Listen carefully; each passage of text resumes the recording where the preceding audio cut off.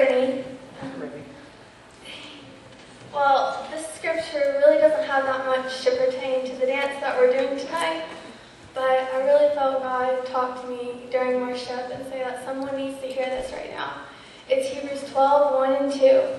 It says, "Therefore we also, since we are surrounded by so great a cloud of witnesses, let us lay aside every weight and the sin which so easily ensnares us. And let us run with endurance the race that is set before us, looking unto Jesus, the author and finisher of our faith, who for the joy that was set before him endured the cross, despising the shame, and has sat down at the right hand of the throne of God." So I don't know who this is for, but please just lay down those weights that are holding on to you. And just please worship with us and think about this song. Tiffany has gotten an awesome word from God about this, and please just listen to her and worship with us tonight. Alright. I'm going to be reading from Hebrews 10, starting verse 1. It says, "The law is only a shadow of the good things that are coming, not the realities themselves. For this reason, it can never, by the same sacrifices repeated endlessly year after year, make perfect those who draw near to worship. If it could, would they not have stopped being offered? For the worshippers would have been cleansed once for all, and would no longer have felt guilty for their sins. But those sacrifices are an annual reminder of sins, because it is impossible for the blood of bulls and goats to take away sins. Therefore, when Christ came into the world, he said, 'Sacrifices and offerings you did not desire, but a body you prepared for me. With burnt offerings and sin offerings you were not pleased.' Then he said, 'Here I am. It is written about me in the scroll. I have come to do your will, O God.'" And I was just thinking, the difference between the sacrifices of the old days with the bulls and the goats. They couldn't wash away our sins. It was more of a covering. But Jesus took our sins on him, and he bore them himself.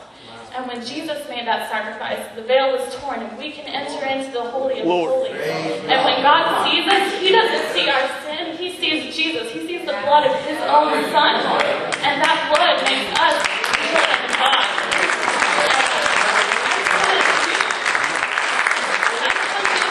What that blood means for you as we dance. The name of our song is "His Blood is for You." And the blood of Jesus, what it means to me is he has just kept me from everything. I'm 19 years old, and I have not had to go to drugs or alcohol or parties. The blood of Jesus is enough for me. And I'm completely in love with Jesus. And I'm thankful for that. I was in your hands today. So just think about that while we do.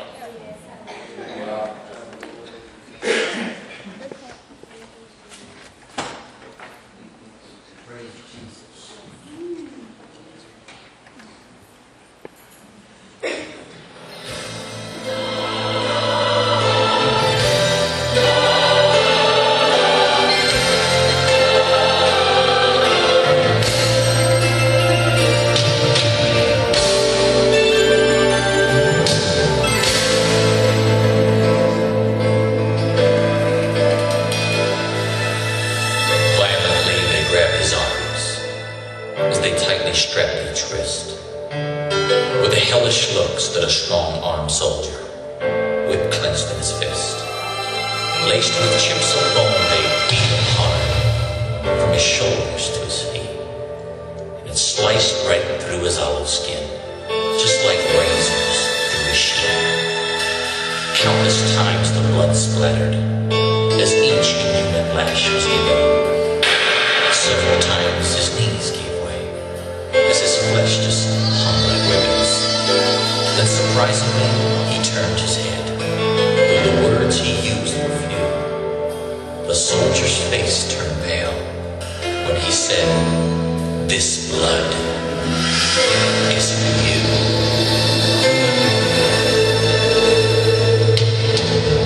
Uncaringly, they tossed a garment across his wicked form, and his blood pressure fell deathly low as the crowds began to swarm. They forced him to carry his cross uphill, as his face they punched and smacked, while the splinters from the crisscross sweep dug deep into his back. Through lack of sleep and dehydration, his tongue began to swell, and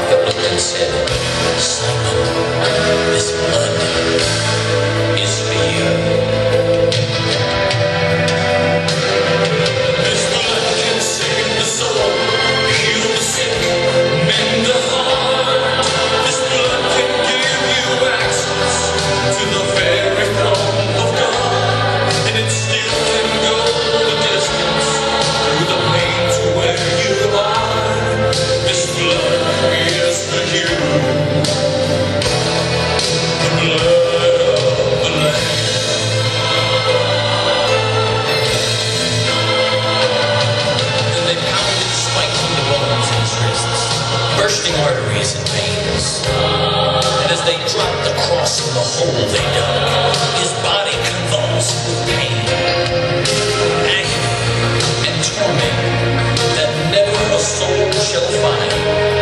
He tilts his face towards heaven with full control of his mind, with more love than any human heard. Before that time forsakes, he made a statement that to this day makes the strongest skeptic wince. He cried, "Father God, forgive them, for they know not what they do." And as he gave his life for those lost in sin, he was saying,